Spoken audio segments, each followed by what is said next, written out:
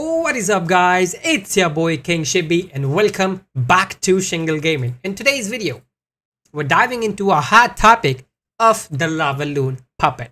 After watching 6 of these videos on how this equipment is both the best as well as the worst thing in the game at this right moment, I'm here to share my findings. But first, I would like to make a little bit of a confession. I am broke on ores. Seriously, I have been saving for ages and I still cannot upgrade my lava loon puppet. So what do? Watch others' videos, of course. And then I do my CIA findings, and then I came to this conclusion on how this lava loon performs in the game. Let's start by breaking down what the lava loon puppet actually does.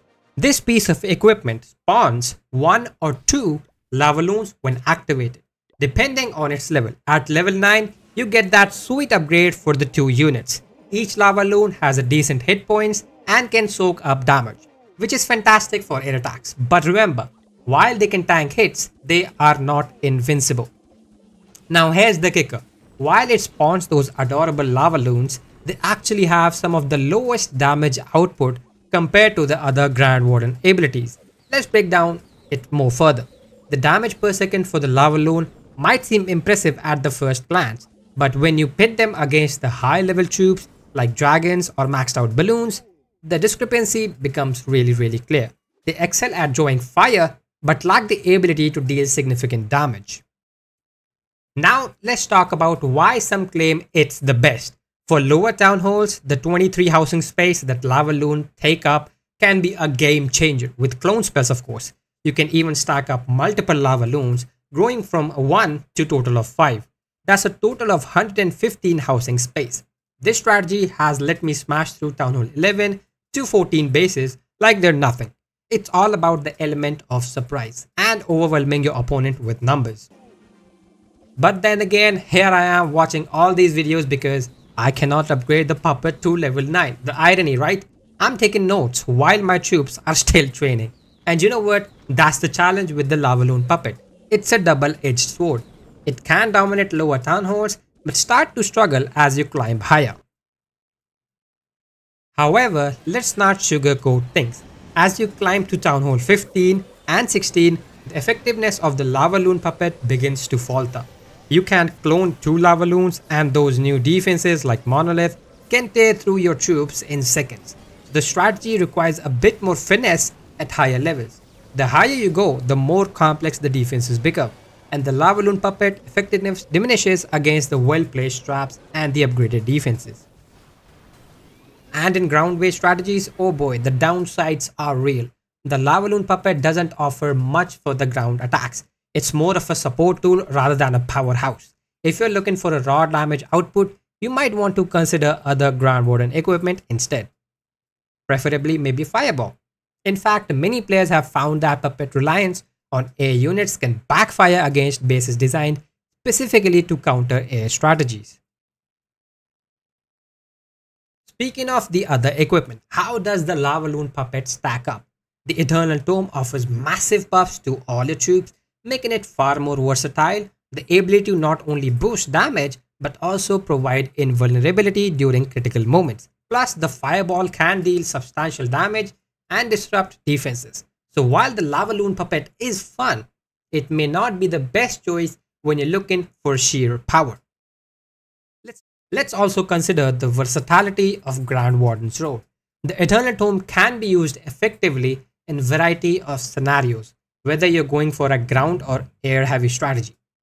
In contrast, the lava loon puppet locks you into a specific style of attack, which can be a limitation in the long run.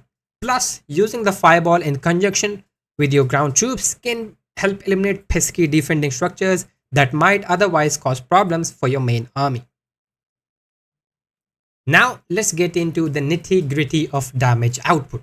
The lava loons spawned by the puppet have lower DPS compared to the other Grand Warden abilities. They're fantastic at soaking up damages, but if you're counting on them for heavy artillery, you might be disappointed. Plus, they struggle against higher level defenses, making them less effective in the higher town halls. When you look at the troops like high level dragons or powerful ground units, the difference is very clear. The lava loons excel in distraction but lack the raw firepower needed for the tougher base. To put it in perspective, a level 9 lava loon might deal around 250 damage per second, while a maxed out balloon can deal up to 800 damage per second. That's massive difference.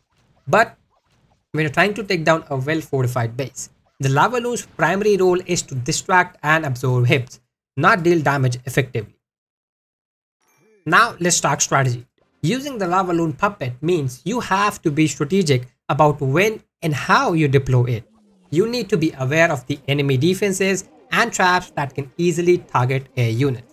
The key is to use it in a way that maximizes its strengths while mitigating its weaknesses. For instance, if you're facing a base with lots of air defenses clustered together, you might want to consider using lava loon puppet to distract those defenses while you send in your other air troops to deal the damage. But be cautious, if the defenses are too strong, your strategy could backfire, leading you to a quick defeat. Community opinion on the lava loon puppet is also divided. Some players swear by its lower town halls, while others argue that it's a trap in higher level play. The current meta is heavily influenced by the powerful ground defenses and new traps designed to counter air attacks. Many high level players have reported mixed results, suggesting that the lava loon puppet might not be a staple in the current meta. Instead, it is seen as a niche option that can shine under the right circumstances.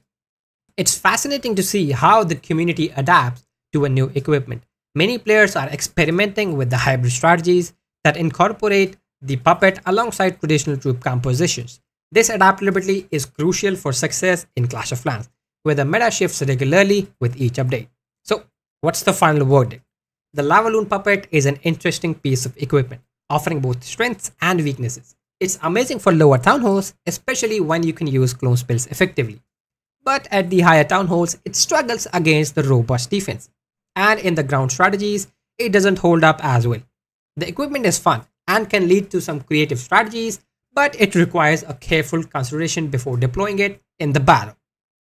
Well, thanks for joining for me on this roller coaster ride of lava loon madness. If you found this breakdown helpful, please like that video, subscribe to the channel, and also hit that notification bell for more Clash of Clans content just like this. And remember, if you're short on ores, like me, watching videos is always an option. Until next time, keep clashing. Bye bye. Peace out. Good night. Peace, peace, peace.